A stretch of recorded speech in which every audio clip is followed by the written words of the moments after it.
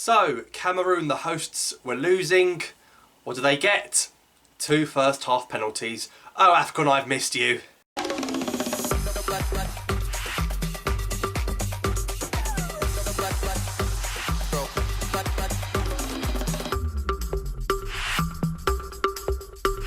Hello and welcome back to another video on my channel. AFCON 2021 is finally underway. The hunt for this trophy is on. Who's going to win it? Can Algeria retain it? Well, we're going to find out because the games have begun, and we're just going to talk a little bit quickly about that opening game before we talk about Algeria against Sierra Leone. Cameroon against Burkina Faso.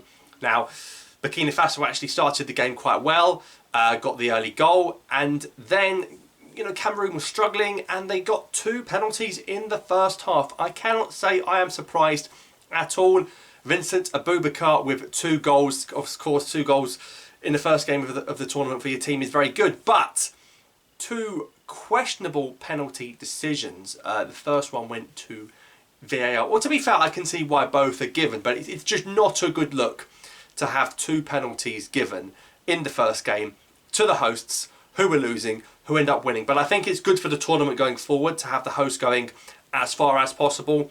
And in the predictions video, I did check it out if you haven't already. I did say that Cameroon would win the group ahead of Burkina Faso, and considering Cameroon have beaten Burkina Faso, it does look as though it might go that way now. But anyway, today we're here to discuss Algeria's first match of the defence of their AFCON title, and they're taking on Sierra Leone on Tuesday.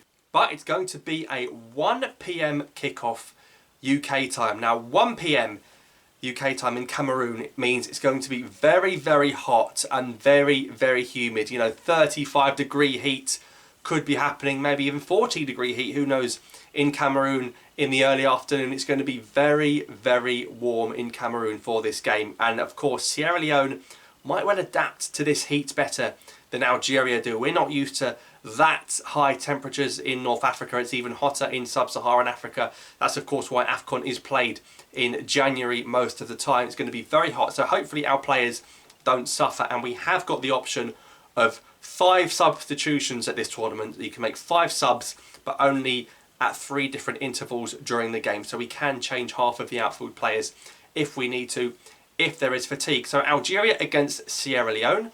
Of course, Ivory Coast and Equatorial Guinea will take on each other in the other game in this group. And hopefully, Algeria are going to get the job done. Now, we've also got this 34-game unbeaten run. We're looking to make it 35 if we go unbeaten against Sierra Leone. And I know a lot of people are thinking, on paper, this is going to be quite an easy game for Algeria. Well, you've got to respect every team that qualifies for the tournament. Last time Madagascar qualified, no one expected anything, and Madagascar made it to the quarterfinals. Now, I'm not saying we're going to lose to Sierra Leone. In fact, I think we're going to beat Sierra Leone 3-0.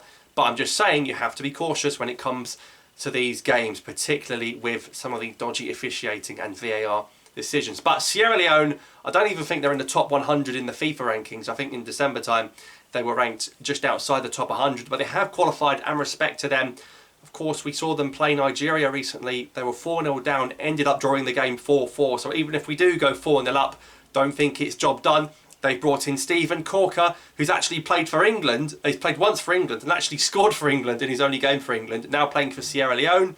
They've got Sully Kai on the wing, who's from South London. He used to be at Crystal Palace for a while. They've got Kai Kamara, the veteran striker. I think he's played in England before as well. So Kai Kamara, lots of experience up front there. He could be clinical if he gets a chance or two, but I do very much back the Algerian national team to win this game. Now, interestingly enough, the players aren't at 100% yet. Mahrez hasn't played any warm-up games. Do we play the strongest possible team here and win comfortably? Do we actually play fringe players and also still win? Because I think whatever team Algeria put out, we should still be able to actually win this game quite comfortably. But I think you saw the last AFCON, Belmadi pretty much played the same team every game, apart from the last group game when we had already won the group. So, looking at this game, it'll be interesting to see what he actually does with the squad. Will he build up to the main first team against Ivory Coast? Will he get the 2 wins under the belt and then rest against Ivory Coast? And of course, you've got COVID going around. Of course, the things Belmadi will say in his press conference could affect things as well. But looking at the team, I'd play Rice and Bolhi in goal. Keep your number one goalkeeper. I don't think you change your goalkeeper unless he's injured. Rice and Bulhi in goal. Right back, Yusuf Al-Tali fit.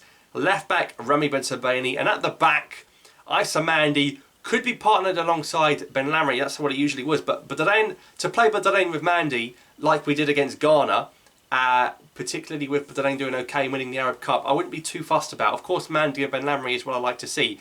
But Mandy and Badarain for this game, I'd be okay with at the back. And then in midfield, I'd like to see Banassa with Zarouki and Farid Boulaya in front. I think, Faguli not 100% fit. Bendubka not 100% fit. Badawi not at the tournament. Brahimi didn't look great in that friendly against Ghana. Didn't want to pass to anyone for some reason. Didn't look like Arab Cup Brahimi. I'd give Farid Boulaya a start. Against Sierra Leone, why not play Farid Boulaya in an attacking central midfield role? So I'd go Banassa, Zarouki, Boulaya. On the left, you can put Brahimi, Belayli or Ben Rahma. Now, Belayli didn't play that well against Ghana, but we know Belayli's very good. I think Belayli gets the nod. I think Belayli plays on the left. If he doesn't play well in this game, we start the question marks. But I play Belayli on the left. Mahrez has to get some game fitness for the Algerian team. Mahrez on the right, Belayli on the left, and the striker is the big one. No Andy Delors, of course. Not going to play Amora, so it's Slimani or Bounedjah. I'm playing Islam Slimani. But I can see the case for Bounedjah, because considering the opposition, do you play Bounedjah to boost his confidence? And say Bounedjah plays, scores 1 or 2, that's going to do his confidence the world of good. Or do you play Slimani? You trust Slimani more at the moment, but then you dent Bounedjah's confidence by benching him, despite the fact that you just won an AFCON with him up front.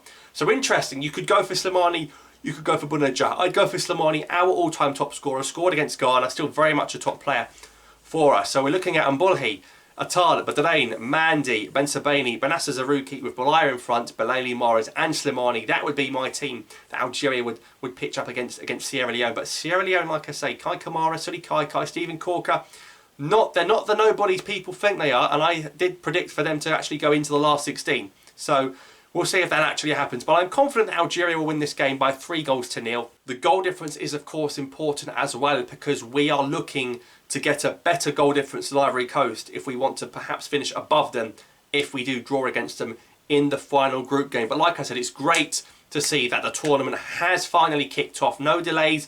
CAF have said if you can't field a goalkeeper because of COVID, you've got to put an outfield player in goal.